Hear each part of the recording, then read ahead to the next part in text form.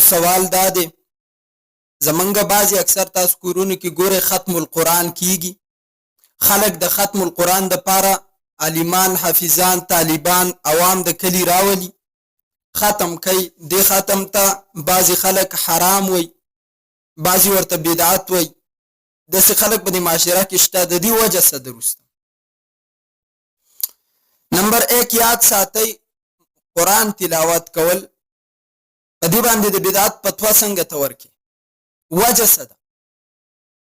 صحابه کرامو کې خو داسې حالات جوړ شوي دي چې ټول راجمع شوي دي، د یو نه قرآن اورېدل دی که نه. اوس مسله دلته دا ده چې آیا د ټولو په یو ځل باندې ویل حرام ولې دي؟ کله چې یو حکم څوک حرام ورته وایي د هغې دپاره به دلیل قطعي راوړي. ستاسو دلیل قطعي د حراموالي کوم ځای کې دی؟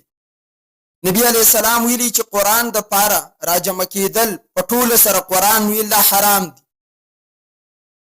کته چې یوازې ویل جایز دي په ټوله حرام دي. ستا په مسجد کې چې 2 قاریان ختم د قرآن کوي، ای ولی په شریکه باندې کوي.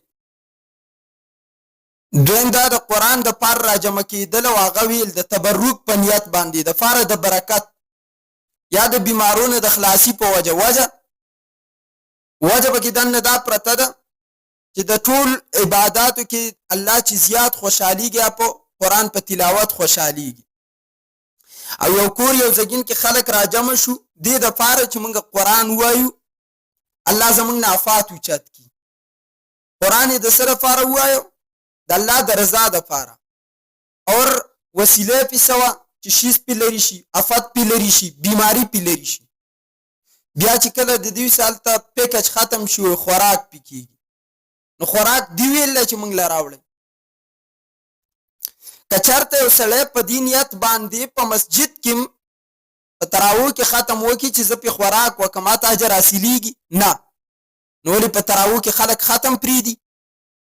نو دغه شان ته که یو سړي نیت دا دی چې زه لاړ شم هلته کور کې قرآن ویم او د قرآن په ویلو باندې زه خوراک وکم، نو دا خو د هغه ذاتي وجه ده، د نیت وجه ده. لکه یو سړی تراویح کې وایي چې زه قرآن دې دپاره ویم چې زه پې خوراک وکم، نو ته تراویح کې ختمې، نو قرآن ختم ولې ختمې؟ یاد ساتئ، کستانه یو سړی تپوس وکړي چې ته به د مسجد کې 2 رکعاته نفل کې او په 3:30 بجې باندې کې نبی علیہ السلام په 3:30 بجې باندې 2 رکعاته نفل کړل دي، ته به ورته نفل دي، ثواب پې حاصلېږي په کولو باندې. په دې کې تعین د وخت چا راوستی دی چې په دې ټیم کې به یې کوي او دې کې به یې نه کوي. دغه شان زه تاته ویم ختم قرآن ویل د ثواب دپاره دي. په دې کې چا دا راوستی دي چې په کور کې ناروا دي په مسجد کې جایز دي، په تراویح کې جایز دي او په کور کې ناجایز دي. او دې ته چا سنت مؤکده حکم خو نه دی لګولی چې ته پې د حرام حکم لګي. ذهن ته مسله راله اسان الفاظو کې پاتې شوه د خوراک خبره. خوراک که پر زګین کې دی ناروا ناجایز دی. لکه ته چې د بخاري ختم کې ته پکې د اخیره کې خوراک ورکې ولې ورکې؟ ته خلکو ته صفا دا وایي چې تاسو د بخاري د ختم په نیت نه راغلي، د خوراک په نیت، د بخاري د پر راغلي دعا په نیت باندې خوراک چې خلک ورکوي. دا عجیب خلک دی بعضي. اوله ورځ شیخ ادریس صاحب چېرته هوټل ته تللی او کس په ایکشن اغستی دی،